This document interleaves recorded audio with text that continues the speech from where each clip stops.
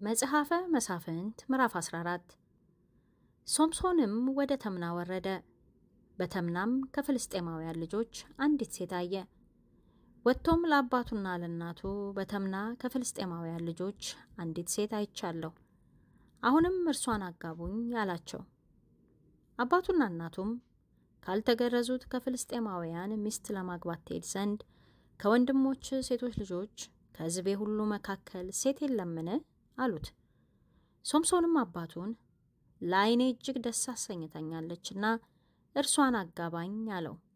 እግዚአብሔርም በፍልስጤማውያን ላይ ምክንያት ይፈልግ ነበርና ነገሩ ከእርሱ ሆነ።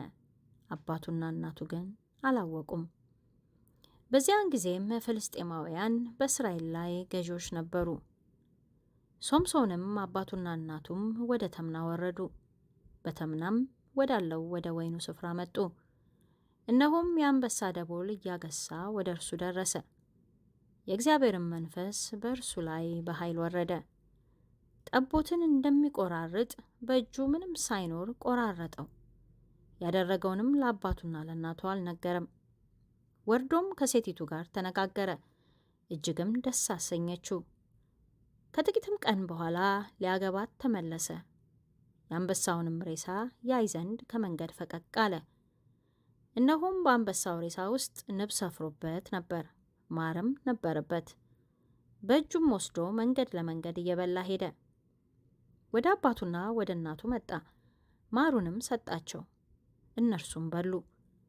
ማሩንም ከአንበሳው ሬሳ ውስጥ እንደወሰደ አልነገራቸውም። አባቱም ወደ ሴቲቱ ወረደ። ጎበዞችም እንዲህ ያደርጉ ነበርና ሶምሶን በዚያ በዓል አደረገ። ባዩትም ጊዜ ከእርሱ ጋር ይሆኑ ዘንድ ሌሎች 30 ሰዎች ሰጡት።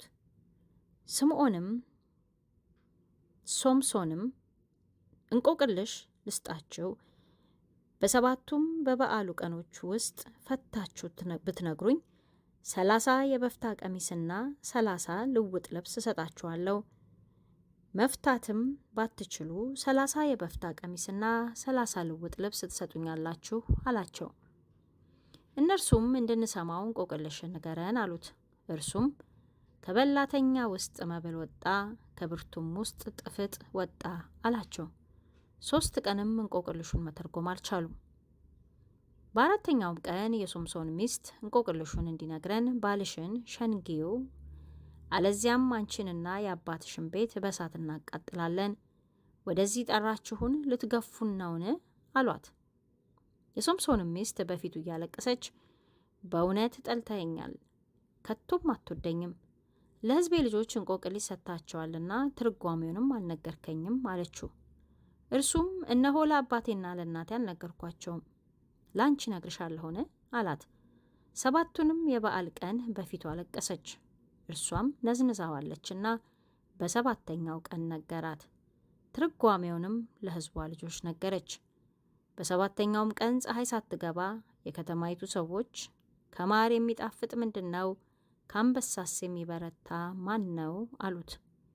እርሱም በጥጃዬ ባላረሳችሁ የእንቆቅልሼን ትርጓሜ ባላወቃችሁ ነበር አላቸው።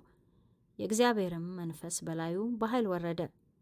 ወደ አስቀሎናም ወረደ። በዚያም 30 ሰዎችን ገደለ።